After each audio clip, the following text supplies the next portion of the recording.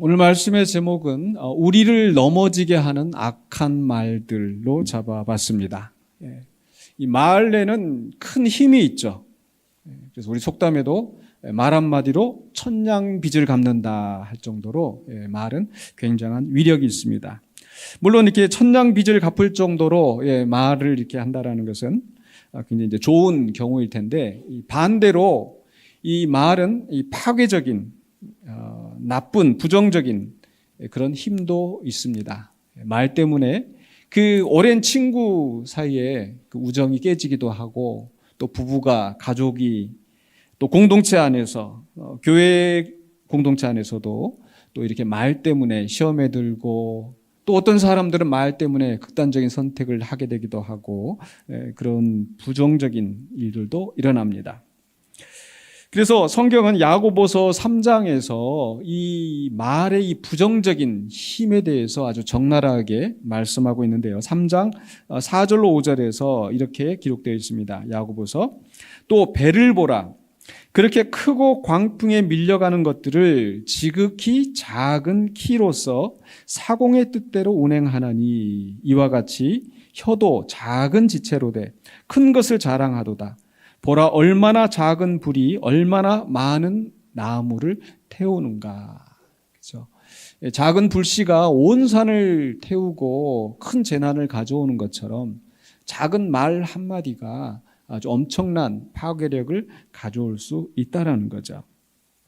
그래서 계속해서 야고보서 3장 6절에 혀는 곧 불이요 불의의 세계라.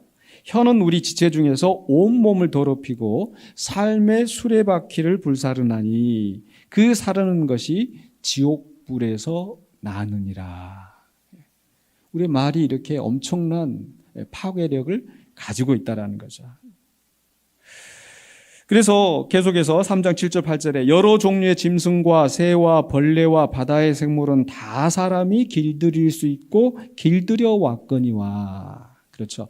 이 서커스나 또 이런 쇼 같은 거 하는 거 보면은 뭐 코끼리든 또 원숭이든, 그렇죠? 또 이 돌고래나 어떻게 그렇게 다 훈련해가지고 그런 것들을 보여주는지, 또 아마 가정에서 애완견 키우시는 분들은 뭐 이렇게 훈련하는 거 있잖아요. 근데 그렇게 길들여지는데 혀는 능히 길들일 사람이 없나니 쉬지 아니하는 악이요 죽이는 독이 가득한 것이라. 굉장히 무섭지 않습니까? 이 혀를 가리켜서 지옥불이라고 하고 죽이는 독이 있다고 얘기를 합니다. 얼마만큼 우리가 말조심을 해야 되는지.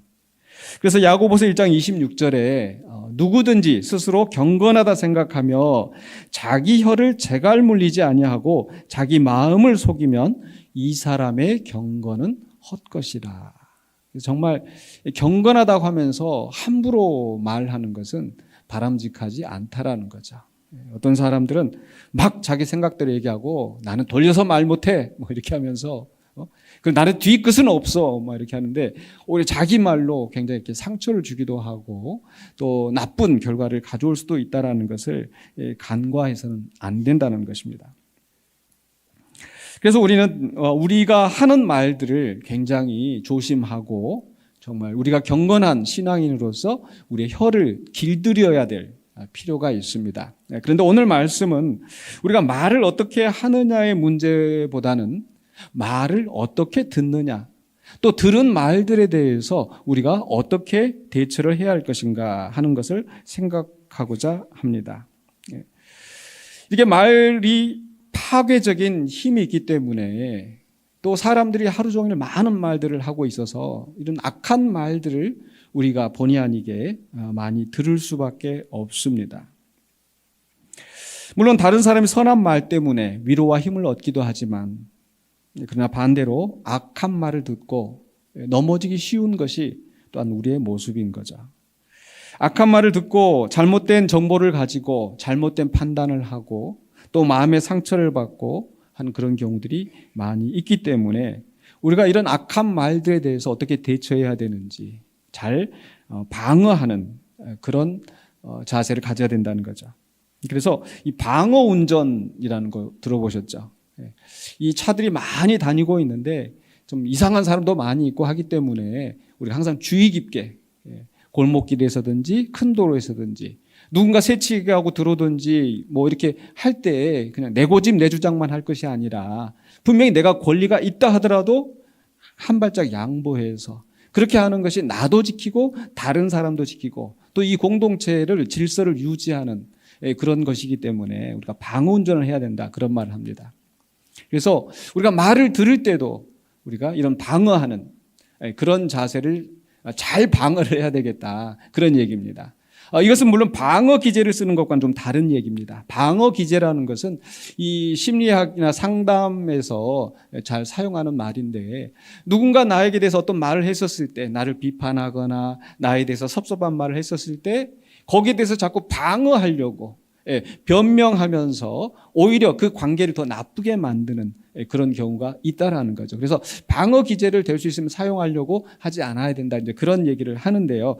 그런 차원이 아니라 우리가 어쩔 수 없이 듣게 되는 그런 악한 말들에 대해서 우리가 어떻게 신앙인으로서 잘 대처할 것인가 그런 문제를 오늘 본문을 통해서 생각해 보고자 하는 거죠. 오늘 본문의 말씀은 이제 16장 제가 오늘 1절부터 14절까지를 함께 살펴보려고 하는데 두 사람에게서 다윗이 악한 말을 듣습니다. 그래서 이 본문 말씀을 우리가 살펴보면서 다윗은 어떻게 대처했었고 그것을 통해서 우리가 얻는 영적인 교훈이 무엇인가를 생각해 보려고 합니다. 첫 번째 다윗이 들었던 말은 1절로부터 4절까지에서 시바라고 하는 사람이 하는 말입니다. 이 말의 특징은 제가 간략하게 요약을 해보니까 이 타인에 대해서 다른 사람에 대해서 악한 말을 하는 것을 이제 다윗이 듣는 겁니다. 내용은 이러합니다. 1절로부터 보시면은 다윗이 마루턱을 조금 지나니라고 했는데 지금 다윗이 어떤 형편이죠? 앞서 14장 15장에서 이 압살롬이 이 반역을 일으켜서 다윗이 지금 급히 예루살렘에서 궁에서 도망가는 상황이었던 거죠. 그래서 앞에 나오는 말씀 속에서 이 다윗과 그의 신하들이 울면서 통곡하면서 지금 피난길을 가고 있는 상황입니다. 그 순간에 무비보셋의 종 시바가 안장 지은 두 나귀에 떡 200개와 건포도 100송이와 여름 과일 100개와 포도주 한 가죽 부대를 싣고 다윗을 맞는지라. 지금 피난을 가고 있는 권력도 다 잃고 지금 비참하게 도망가고 있는 다윗의 형편인데 그런 상황에서 다윗은 몸도 지치고 다윗뿐만 아니라 모든 함께하는 사람들이 굉장히 배고프고 지쳐있고 또 시리에 빠져있는 그런 상황이겠죠. 그런데 어떤 사람이 그렇게 많은 음식을 또 나귀에 실어서 이렇게 다가오고 또 아주 환대를 하는 겁니다. 그래서 2절에 보니까 다윗이 그 시바에게 이렇게 물어봅니다. 네가 무슨 뜻으로 이것을 가져왔느냐. 이 왕이 권력을 잃으면 왕이 권력을 쥐고 있을 때는 이렇게 조공을 바친다든지 선물을 가져온다든지 이런 게 자연스러울 텐데 권력을 잃고 도망가고 있는 다윗에게 이렇게 융숭한 대접을 하다니 이게 무슨 뜻으로 가져왔느냐라고 묻습니다. 그때 대답하기를 나귀는 왕의 가족들이 타게 하고 떡과 과일은 청년들이 먹게 하고 포도주는 들에서 피곤한 자들에게 마시게 하려 함이니이다. 굉장히 지금 지쳐있는 시리에 빠져있는 다윗과 그 무리들에게 굉장히 힘이 되지 않겠습니까? 또 그것을 받아 먹었을 때 얼마나 맛있겠습니까? 얼마나 위로가 되겠습니까? 좀 이런 비슷한 상황이 생각이 났었는데 우리 역사에서 보면은 이 선조가 이 외침 가운데서 이제 도망갈 때 그 먹을 것도 없이 이제 굶주린 가운데 있을 때에 그 이제 백성들이 왕한테 뭐라도 대접을 해야겠다 해가지고 이 묵이라고 하는 그 모기인가요, 묵인가요 하는 그 생선을 이제 가져왔다고 합니다. 근데 그게 보잘것없는 생선인데 그럼 그나마 이제 먹을 것이 없어서 그것을 왕에게 대접하겠다고 가져왔는데 왕이 그 배고픈 상황에서 먹으니까 얼마나 맛있겠어요. 너무 맛있어서 이 생선 이름이 무엇이냐라고 하니까 이게 묵입니다. 그러니까 이름이 별로 안 예쁜 거예요. 너무 맛있는데. 그래서 묵이라고 하지 말고 은어라고 해라. 은빛 찬란한 데서 은어라고 해라라고 그 정도로 감격을 한 거죠. 그런데 나중에 이제 그 전쟁이 끝나고 궁에 돌아와 가지고 그 생선 맛이 생각이 나 가지고 다시 한번 그게 먹고 싶다고 해서 가져와서 먹었는데 맛이 없어요. 그래서 도로묵이라고 해라라고 했던 그런 일화가 전에 내려옵니다.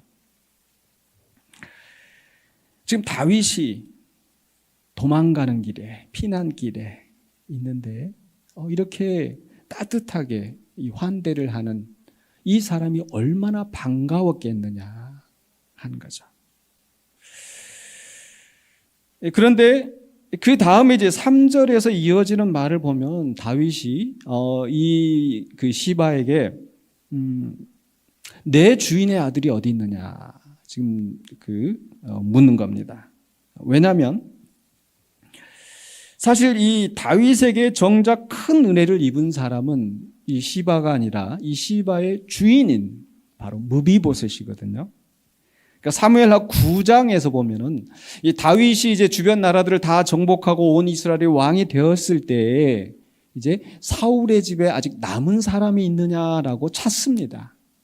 사울의 이제 선왕이잖아요. 근데 사울의 집에 남은 사람을 찾는 것은 다 그 씨를 말려버리려고 하는 것이 아니라 또 그 남은 집에 그 사람이 있으면 그 사람을 이제 호의를 베풀기 위해서. 그때 바로 오늘 그 등장하는 그 시바가 요나단의 아들 무비보셋이 있습니다. 그는 다리를 저는 자입니다. 그러니까 지금 이제 선왕의 그 자손으로서 생명의 위협을 느끼면서 아마 숨어 있는. 그런데 다리를 절기 때문에 사람들에게 대접도 못 받고 자기 스스로 살아갈 수도 없고 구걸하면서 겨우 살아가야 갈 수밖에 없는 그런 형편에 있었던 무비보셋을 다윗이 불러다가 요나단 때문에 사울의 집에 남은 사람이기 때문에 그를 융숭하게 대접을 합니다. 사울의 집의 재산들을 다 그에게 돌려주기로 하고 또 이 무비보셋을 왕자들처럼 자기 그 왕의 식탁에서 먹게 만든 거예요. 얼마나 큰 은혜를 입었습니까? 그런데 정작 이 다윗이 어려움에 처해 있을 때 그 무비보셋이 보이지 않고 그 종이 와가지고 이렇게 대접을 하는데 이게 그 무비보셋이 보낸 것인지 시바가 스스로 온 것인지 궁금하기도 하고 해서 묻는 겁니다. 그런데 그 종이 어떻게 대답을 합니까? 3절에 보니까 시바가 왕께 아뢰되 예루살렘에 있는데 그가 말하기를 이스라엘 족속이 오늘 내 아버지의 나라를 내게 돌리리라 하나이다 하는지라. 그러니까 다윗이 지금 왕에서 쫓겨나서 도망가니까 이때다 싶어가지고 지금 이 백성이 이제 나를 추대해서 나를 왕으로 세우겠구나 하고 지금 예루살렘에서 기다리고 있다, 대기하고 있다 이렇게 얘기를 하는 거예요. 우리 사극에 있는 단어로 표현을 하자면 지금 역심을 품고 지금 기회를 노리고 있는 이런 상태라는 거죠. 그 말을 듣고 다윗이 어떠했겠습니까? 자기가 큰 은혜를 베풀었던 그 무비보셋이 자기가 약한 틈을 타서 지금 왕이 되려고 그런 기대에 부풀어서 있다고 하니까 화가 났겠죠. 그래서 4절에 뭐라고 이야기하냐면 왕이 시바에게 이르되 무비보셋에게 있는 것이 다 내 것이니라 하니. 그러니까 무비보셋에 대해서는 배신감을 느끼고 그에게 넘겨줬던 모든 재산을 다 몰수해서 지금 자기에게 이렇게 은혜를 베풀고 있는 자기가 정말 긴박한 상황에 있는 그런 때 도움을 준 이 시바에게 모든 재산을 넘기도록 선언을 한 겁니다. 자, 요 장면만 보면 다윗의 심정이 이해가 되어지고 누구라도 그렇게 했을 것 같은데 근데 문제는 과연 다윗이 제대로 듣고 제대로 결정을 한 것인가? 다윗의 결정이 올바른 것인지 다윗의 결정에 문제는 없었는지 어떠합니까? 여기서 지금 다윗의 문제는 무엇입니까? 첫 번째로는요. 누군가 악한 그 다른 사람에 대해서 악한 말을 하는데 정작 그 사람은 어떠한지 그 사람 말은 들어보지도 않고 또 재판을 할 때는 두세 사람의 증인이 아니고서는 하지 않도록 했는데 이 한 사람의 말만 듣고 섣부르게 판단을 해서 이런 결론을 내린 겁니다. 근데 실상 무비보셋은 지금 어떠한 형편이었는가? 그 이제 19장의 뒤에 가서 보면은 이제 다윗이 다시 왕으로 복귀할 때에 이 무비보셋이 찾아오는데 19장 24절에 이렇게 기록되어 있습니다. 사울의 손자 무비보셋이 내려와 왕을 맞으니 그는 왕이 떠난 날부터 평안히 돌아오는 날까지 그의 발을 맵시 내지 아니하며 그의 수염을 깎지 아니하며 옷을 빨지 아니하였더라. 어떻습니까? 이게 성경이 기록하고 있는 사실인 거죠. 그러니까 이 무비보셋이 자기가 왕이 되겠노라고 착각을 하면서 뽐내고 거들먹거리고 있었던 것이 아니라 이 다윗 왕이 쫓겨난 것을 슬퍼하면서 애통해하면서 그렇게 다윗을 기다리고 있었던 거죠. 그런데 다윗은 그러한 사실관계를 파악하지 않고 확인하지 않고 그렇게 나쁜 말을 전하는 그 사람 말만 듣고 그 무비보셋을 나쁘게 판단을 하고 잘못된 결정을 내린 거죠. 그래서 우리는 다른 사람들의 말을 들을 때 특히 다른 사람들에 대하여서 악한 말을 하는 누군가 와서 험담을 하고 또 그런 그 나쁜 말을 전할 때는 사실을 파악하지 않고 섣부른 판단으로 또는 감정적인 판단으로 어떤 동조하거나 또는 그 사람을 정죄해서는 안 된다라는 거죠. 우리는 실상 우리 지금 이 사회에서 그런 일들이 얼마나 많은지 요즘 인터넷에서 많이 뉴스가 나오고 이런데 때로는 그 뉴스가 잘못된 뉴스가 나오고 연예인들에 대해서 그런 가십거리가 쏟아질 때 거기다 대놓고 막 이제 막 그 악성 댓글들을 달고 욕을 하고 조롱을 하고 결국 그런 말들 때문에 극단적인 선택을 하는 그런 경우도 있지 않습니까? 사실 저도 비슷한 경험이 있었어요. 저는 뭐 연예인도 아니고 대단한 사람도 아닌데 연예인 친척을 뒀다는 이유로 방송에 나오지 않았습니까? 그런데 그 PD가 저한테 그런 얘기를 하는 거예요. 그 혹시 이제 방송 나가고 이러면 이런저런 댓글들이 올라올 텐데 그거 보지 마세요. 그 이제 그 연예인은 이제 익숙해져서 견딜 수 있겠지만 아마 일반인들은 그거 견디기 힘들 겁니다. 이런 거 무슨 소리인지 몰랐어요. 나중에 가서 보니까 진짜 악성 댓글들이 올라오는데 그 댓글의 내용이 뭐냐면 이런 거였었어요. 뭐 그 이상민이가 빚지고 어려운 일 당할 때는 뭐 다 몰라라 하더니 이제 좀 빚 다 갚고 이제 성공하니까 뭐라도 얻어먹으려고 그렇게 만났냐고. 이야, 속이 막 지들이 뭘 알아서 막 이렇게 전혀 있지도 않은 상상할 수도 없는 사실이 아닌 말들로 퍼뜨리고 그런 말들을 우리가 들을 수가 있는데 그럴 때는 우리가 먼저 사실관계를 파악하는 것이 우선이다. 다윗은 이 부분에 있어서는 적어도 실수를 한 것 같아요.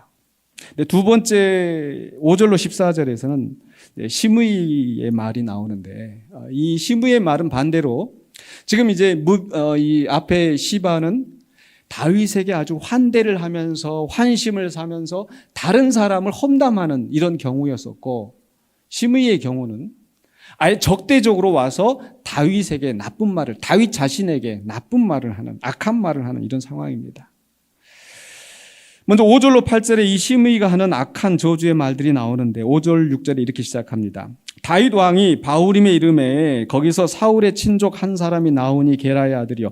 사울의 친족이 또 나오죠. 앞서도 무비보셋이나 시바도 다 이 사울의 집과 관련된 사람들인데 역시 사울의 친족 중 한 사람이 나와서 지금 어떻게 합니까? 시므이라 그가 나오면서 계속하여 저주하고 또 다윗과 다윗 왕의 모든 신하들을 향하여 돌을 던지니.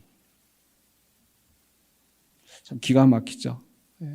지금 피난길 가는 왕을 향하여서 조롱하고 욕을 하고 그것도 그냥 한두 번 하고 마는 게 아니라 계속 쫓아다니면서 계속하여 저주하는 상황. 근데 이 사람은 도대체 왜 이러는가? 그 이유가 7절로 8절에서 설명이 되어지는데 7절 8절이 이렇게 기록되어 있습니다.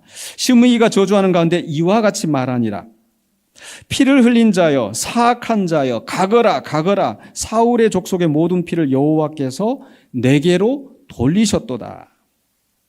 8절에 계속해서 하반부에 그를 이어서 네가 왕이 되었으나 여호와께서 나라를 네 아들 압살롬의 손에 넘기셨도다. 보라 너는 피를 흘린 자이므로 화를 자초하였느니라 하는지라. 성경으로 이게 문자로 기록되다 보니까 좀 그럴듯하게 고상하게 들리지만 실제로 이 말을 어떤 그 억양을 가지고 어떤 말투로 했었을지. 자, 그런데 지금 시므이가 이 다윗에 대해서 한 말이 진실합니까? 사실입니까? 물론 다윗을 가리켜서 피를 흘린 자라고 지금 하고 있는데 다윗이 하나님을 위하여 성전을 지으려고 할 때 피를 많이 흘렸기 때문에 성전을 짓지 못하겠다 하지만 그게 사실은 다윗의 잘못을 이야기하는 게 아니지 않습니까? 하나님께서 다윗이 어디로 가든지 이기게 하셨고 그 다윗의 사명이 있기 때문에 주변의 모든 원수들을 정복하는 그런 일들을 하였습니다. 그러나 지금 이 시므이가 얘기하는 것처럼 사울의 집에 누구의 피를 이렇게 억울하게 흘린 적이 있었는가? 아니, 오히려 다윗은 사울을 죽일 수 있는 기회가 2번이나 있었지만 죽이지 아니하였고 또 사울의 집에 남은 사람들에 대해서도 다윗이 죽이려고 하거나 죽였거나 하는 그런 일이 전혀 없었습니다. 그렇기 때문에 사울의 집에 피를 흘린 자여 맞지도 않는 말이고 더더군다나 그 피값 때문에 네가 지금 이 꼴을 당하는 거라고 네가 화를 자초했노라고 그 말도 역시 사실이 아닌 거죠. 다윗이 역심을 품고 사울을 몰아내고 왕이 된 것도 아니고 하나님께서 사울을 버리시고 다윗을 왕으로 세우셨죠. 그런데 지금 이 시므이는 자기 기준으로 자기 판단으로 왜 자기 집안 사람이 사울이 왕이었는데 그게 뺏긴 게 너무 그 억울하고 원통해서 지금 이 얘기를 하고 있는 게 아닌가. 물론 다윗이 지금 이렇게 압살롬의 반역을 당하는 이유는 다윗이 한 잘못 때문에 근데 그 잘못은 사울의 집의 잘못을 해서가 아니라 밧세바를 범하고 그 밧세바의 남편을 죽게 하였던 그 죄로 말미암아서 하나님께서 그를 징계하시는 것이죠. 그런데 그렇다고 해서 지금 시므이가 하는 조주는 뭡니까? 네가 화를 자초하였고 그것 때문에 하나님께서 이 나라를 네 아들 압살롬에게 넘겼다.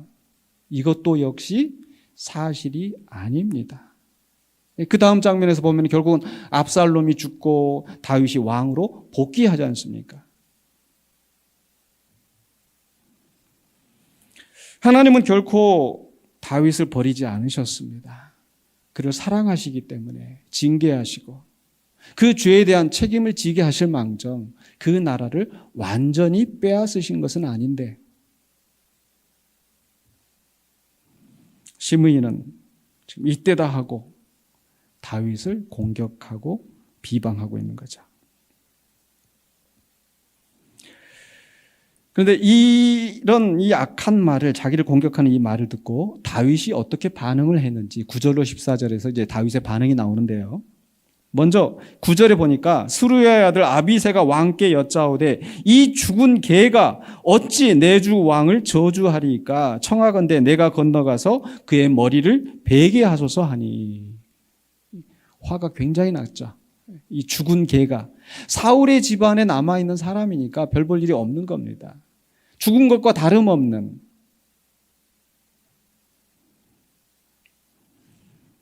개로 표현한 것도 아주 욕설적인 그런 표현인 거죠.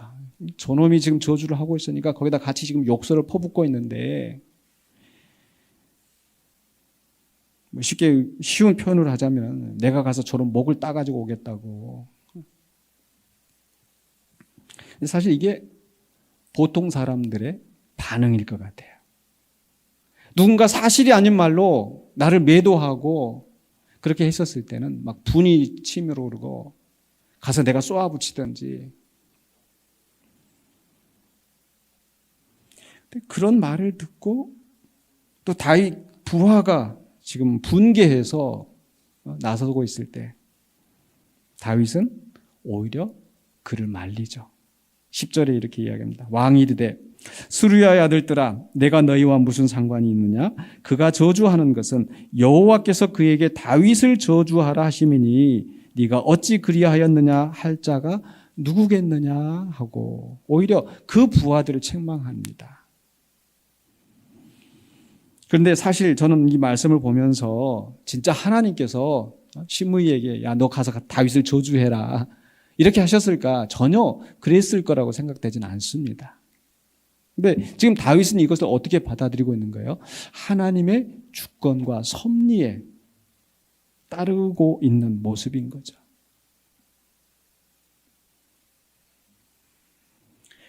이 11절에 계속해서 더 가슴 아픈 표현이 나오는데 또 다윗이 아비새와 모든 신하들에게 이르되 내 몸에서 난 아들도 내 생명을 해하려 하거든.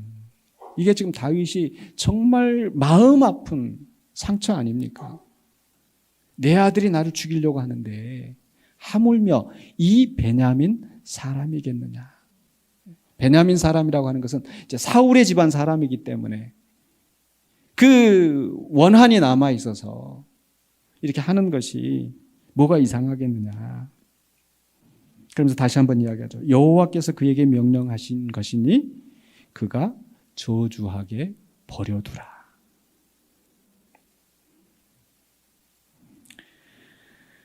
사실 우리가 나쁜 말, 악한 말을 듣고 넘어지는 것은 내가 정말 힘들고 어려운 순간에 그런 말들을 하는 사람이 있어서.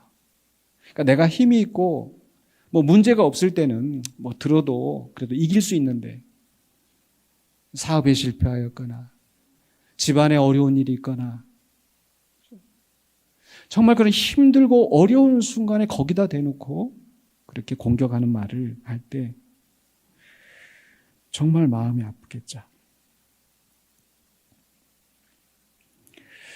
그런데 지금 이 말은 내 아들도 나를 죽이려고 하는데 내 생명을 해하려고 하는데 하물며 이 사람들 지금 이 다윗이 이것을 어떤 자괴감이나 자포자기의 심정으로 이 말을 하는 게 아닌 것 같습니다. 왜냐하면 그 다음에 12절에 보면은 다윗은 여전히 하나님께 소망을 두고 있어요.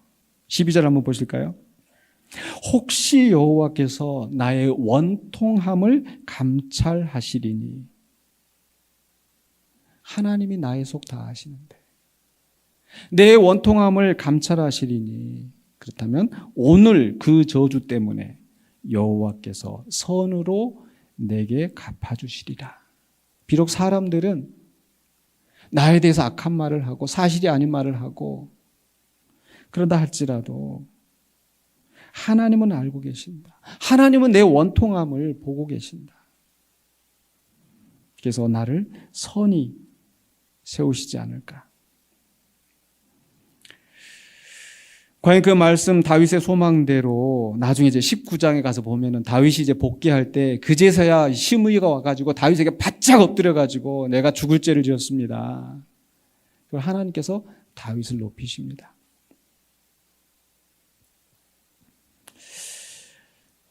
다윗은 여전히 절망 가운데 있는 그런 상황에서도 항상 하나님께 소망을 두고 있죠.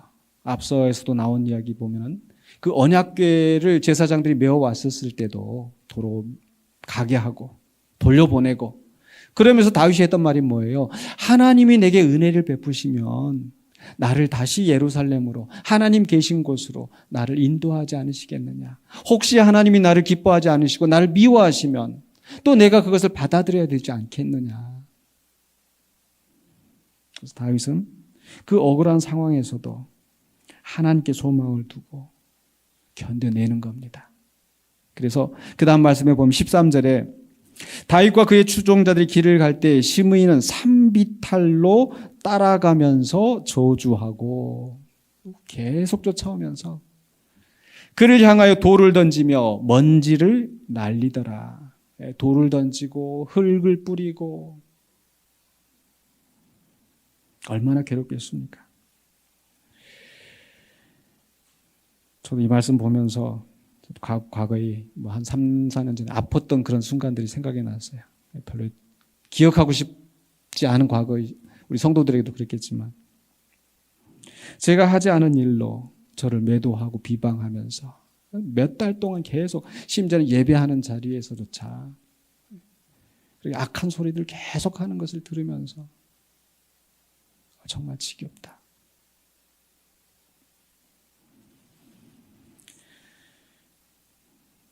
근데 우리도 살다가 보면 그런 악한 말들을 들을 때가 있습니다.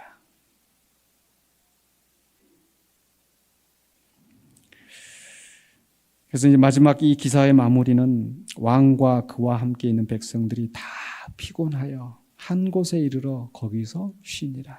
그 지겨운 소리들을 들어가면서 그래도 거기에 대꾸하지 않고 그냥 묵묵하게 그 길을 가서 이제 겨우 한 곳에 이르러서 쉬게 되었다. 이러면서 이 기사 자체는 이제 여기서 마무리가 되어지는 거죠. 자, 적어도 앞에서 다윗은 이 시바의 말을 듣고 잘못된 판단을 하는 실수를 저질렀지만 그러나 이 말씀에 와서는 굉장히 우리에게 교훈이 되는 그런 모범을 보여주는 것 같습니다. 즉 우리는 다윗처럼 무고한 말로 우리를 공격하고 있지도 않은 사실로 우리를 매도하는 그런 악한 말들을 들을 때가 있는데 그럴 때 우리는 스스로 상처받거나 또는 분개하여서 악으로 맞서지 않고 감찰하시는 정의로운 심판을 하시는 하나님께 맡겨야 한다는 거죠. 이 말씀을 마무리하려고 합니다. 오늘 본문에 이 다윗이 들었던 두 사람의 말은 다 사울의 집 사람들에게서 나오는 것인데, 그러니까 이 구속사적인 그 맥락에서 보자면은 압살롬이 반역을 일으키고 다윗이 쫓겨났는데, 과연 이제 하나님께서 다시 그 왕권을 사울의 집에 넘기시는가? 그것도 아니고, 그럼 압살롬이 지금 이 패권을 쥐고 압살롬이 계속 이 왕권을 유지할 것인가? 그렇지 않다라는 것을 한편으로는 보여주는 것 같습니다. 분명히 하나님께서 다윗의 잘못에 대해서 징계하시고 어려움 당하게 하시긴 하시지만은 그러나 하나님께서는 다윗을 완전히 버리신 것이 아니고 그를 다시 회복하게 하실 것입니다. 하셨습니다. 그런데 그렇게 어려움 당할 때 사람들의 말로 인해서 또 잘못 판단하고 잘못 행동하고 상처받고 좌절하고 그러기가 쉽다라는 거죠. 그래서 우리는 이 말씀을 통해서 우리가 얻는 교훈이 무엇입니까? 첫 번째로는요, 우리가 말할 때 주의해야 되겠죠. 다른 사람들에 대해서 함부로 험담하거나 나쁜 말을 전하거나 사실 그것처럼 기분 나쁜 게 없어요. 누가 그러는데 다 너 싫어해. 이거 얼마나 기분 나빠요. 직접 듣는 것도 아니고.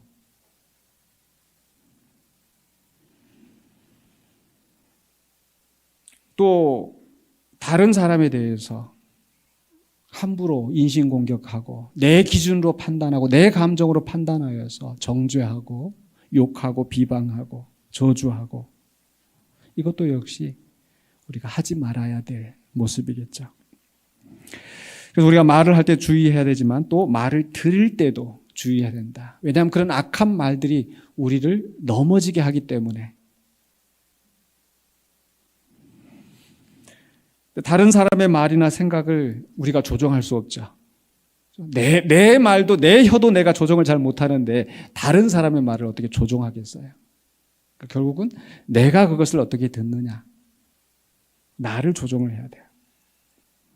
그래서 정리를 해보면 누군가 다른 사람에 대해서 악한 말을 전할 때 우리는 어떻게 해야 돼요? 먼저 사실관계를 파악하기 위해서 또 그 사람 전하는 사람의 말만 들을 것이 아니라 그 당사자에게 직접 뭐 따지면서 묻는 것이 아니라 어떻게 된 건지 확인해 볼 필요가 있겠죠.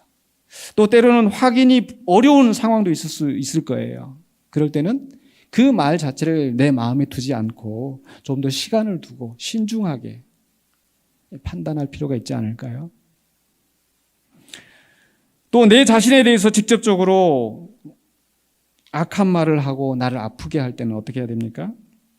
거기에 대해서 예전에 그 유시민 씨가 했었던 이야기가 그 마음에 와닿았었는데 이런 얘기를 하더라고요.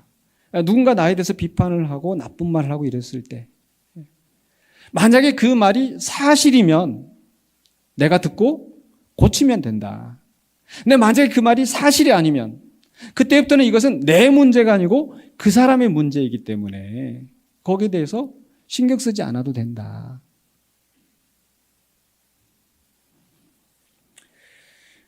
그래서 정말 그게 사실이 아니고 잘못된 말일 경우에는 굳이 그 말을 듣고 내가 분개하거나 상처받지 말고 또 우리에게는 누가 있어요? 감찰하시는 하나님이 계신다. 이 저주 때문에 내가 당한 이 고통 때문에 오히려 나에게 복을 주시는 정의로운 심판을 하시는 하나님이 있다는 것을 기억하면서 우리가 그런 악한 말들을 이겨내실 수 있는 우리 모든 성도님이 되시기를 주의 이름으로 간절히 축원합니다. 기도하겠습니다. 거룩하신 아버지 하나님 은혜를 감사합니다. 이 세상을 살아가는 동안에 많은 말을 듣고 또 우리가 그 말들 때문에 시험에 들고 넘어질 때가 많이 있습니다. 또 우리 자신도 다른 사람들에게 상처가 줄 때가 있는 것을 고백합니다. 하나님, 우리가 우리의 혀를 조절할 수 있는 그런 지혜와 능력을 허락하여 주시고 또 다른 사람이 하는 말들에 대해서 휘둘리지 않고 또 지혜로 판단하며 또 하나님께 맡김으로 승리하는 우리가 되게 하여 주시옵소서. 예수 그리스도 이름으로 기도하옵나이다. 아멘.